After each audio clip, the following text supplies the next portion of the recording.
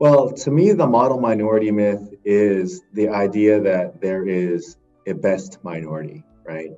And from that, I think the idea is that Asian Americans are the model minority, in part by virtue of their work ethic, maybe traditional family values, uh, what they have, what at least society perceives as what Asian Americans have achieved in America in terms of education, academics, income, overall socioeconomic status. Asian Americans, in the entire kind of D&I discussion, uh, we're not really seen as an underrepresented minority, specifically within certain fields like finance, medicine, tech, and even in law. And so I think the statistics show that we are well represented when it comes to higher education, when it comes to post-secondary education, when it comes to law schools, top law schools, and even starting at what are considered the big firms.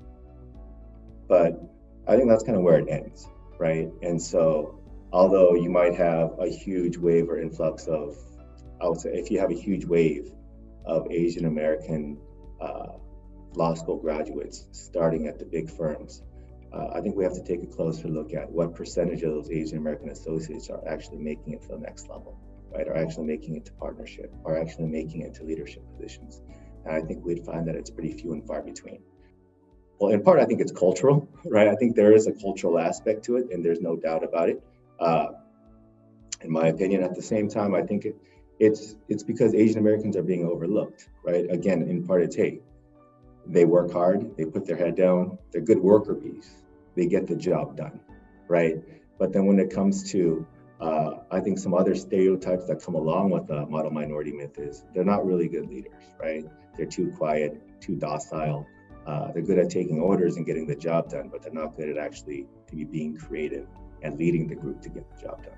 So my understanding of how the model minority myth started is back in the 60s, I believe. I think there was a sociologist from Berkeley who may have been well-intentioned. And I think, maybe there wasn't any type of nefarious intent behind any of this. It was just, hey, there was an article that he wrote specifically about the Japanese American community and post-internment, how they really were able to just kind of overcome all the kind of post-internment difficulties that they faced. For instance, losing land, right, losing property, all of that, and to come back and really kind of pull themselves up by the bootstraps and succeed in this country.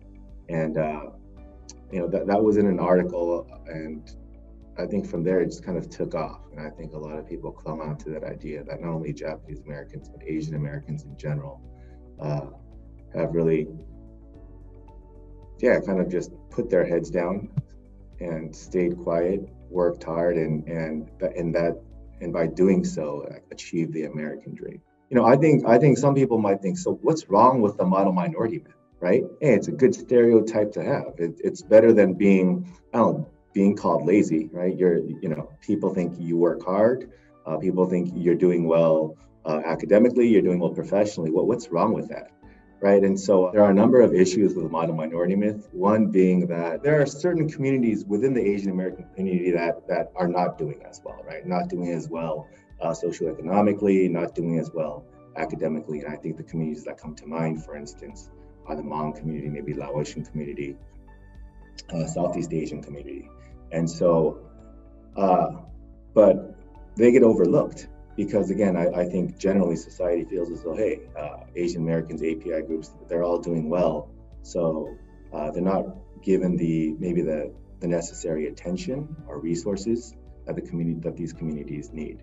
I think another issue is that to a certain extent, I think the model minority myth has been used as a wedge against other minority groups, right? I think what really comes to mind is it's to undermine the civil justice movement, and again to pit minority groups against the other, to say, hey, look at the API community, look at the Asian American community, right? Other communities, you argue, hey, our system is is racist or unjust. Well, that's not the case, because if you just look at how well the Asian Americans have done, if they were able to do it, why can't you, right? And from that, I think it could also breed tension within the minority communities and communities of color. When the model minority myth is not something that Asian Americans created, right? It was more a creation of I think those in power. Again, it's not a negative stereotype, right? So I think to a certain extent, Asian Americans have kind of accepted it, right? And haven't pushed back against it, which is almost kind of created the situation that we're in right now, right? Which is we really become invisible, right? We've become invisible socially. We've become invisible in the media, in politics.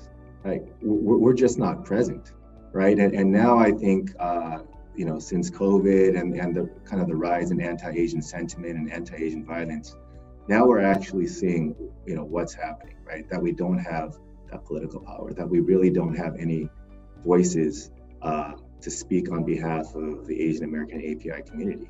And I think, and not to say we have to look at ourselves, but to a certain extent, I think we do, and ask, what role did we play in all this, and what could we do moving forward, right? If you're not really focused on maybe race, ethnicity, or D&I type issues, then it's like, of course, you're going to overlook it. You're not even going to think about it. But to the extent those discussions are happening, right, to recognize again that Asian Americans are not one homogenous group, that, especially for us as professionals, I think we're surrounded by other professionals, so it's just really hard to see. But there is real social and economic diversity within the Asian American community, and yeah, just to have those discussions, I think it's important.